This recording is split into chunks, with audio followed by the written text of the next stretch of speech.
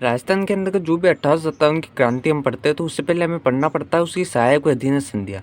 मतलब कौन कौन से राजाओं ने, जैसे भरतपुर एक रियासत है, उस भरतपुर रियासत के अंदर का जो राजा है वो है रंजीत सिंह। और रंजीत सिंह अंग्रेजों के साथ संधि करते वो करते हैं 29 सितंबर 1803।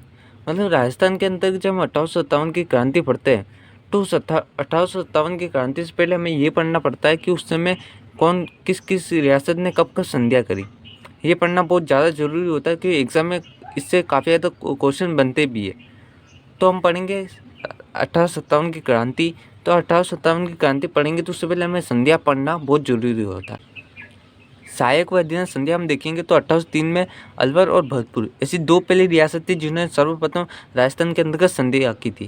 ठीक है, भरतपुर और अलवर। 1817 के अंतर्गत करौली और कोटा करता है। 1818 में पूरा राजस्थान करता है, पूरा ऑल राजस्थान करता है। और 1823 में सिरोही अंतिम रियासत होती है, सिरोही जो कि अंग्रेजों के साथ संधि करती है। ठीक है, तो ये बात आपको पता होनी चाहिए। जब अलवर और भरतपुर 1803 में संधि करती है उस समय जो गवर्नर जनरल था भारत का वो था लॉर्ड वेलेस्ली।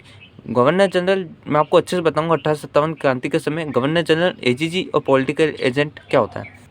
गवर्नर जनरल जो कि अंग्रेजी रियासत के अंतर्गत सबसे बड़ा हेड होता था, मतलब सबसे बड़ा पद होता था अंग्रेजी सरकार के अंतर्गत, वो था गवर्नर जनरल। उसका प्रतिनिधि आया था लॉर्ड लेग, क्योंकि राजस्थान के अंतर्गत 900 से अधिक रियासत थी। कितनी थी? 900 से अधिक रियासत थी। और 900 से अधिक रियासत के अंतर्गत लॉर्ड वेलेस्ली तो जाएंगे नहीं संधि करने, तो उसके प्रतिनिधियों को भेजते थे।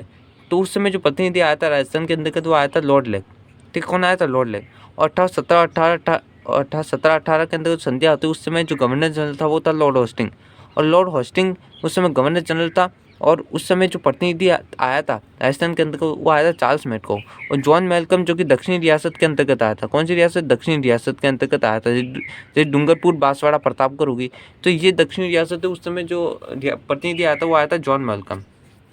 ठीक है, अब यहाँ पर देख सकते हो तो आप यहाँ पर संधि की डेट और रियासत, संधिकर्ता और संधि की डेट यहाँ पर दे रखी है।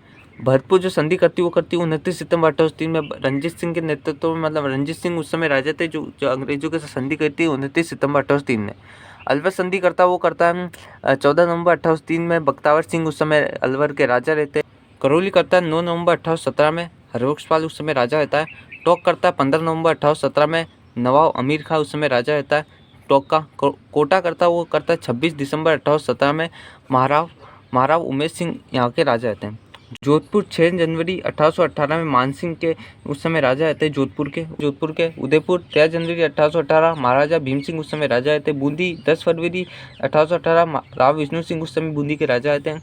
बीकानेर 9 मार्च 1818 सूरज सिंह बीकानेर के राजा रहते हैं।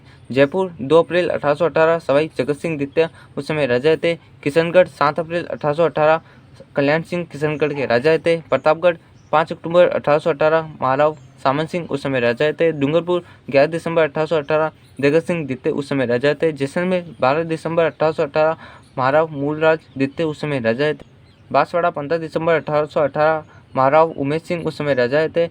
सिरोही 11 सितंबर 1823 महाराव शिव सिंह। झालावाड़ जो कि 10 अप्रैल 1838 झाला मदन सिंह के द्वारा यहाँ पर संधि की जाती है। तो ये प्रमुख संधियाँ थी जो कि आपको पता होनी चाहिए। अगर आप 1857 की क्रांति पढ़ते हो तो आपको ये अधीनस्थ और सहायक संधियाँ आपको अच्छे से पता होनी चाहिए।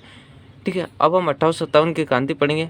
उससे पहले हमने ये चीज़ पढ़ी ली, अब हम अच्छे से 1857 की क्रांति पढ़ सकते हैं।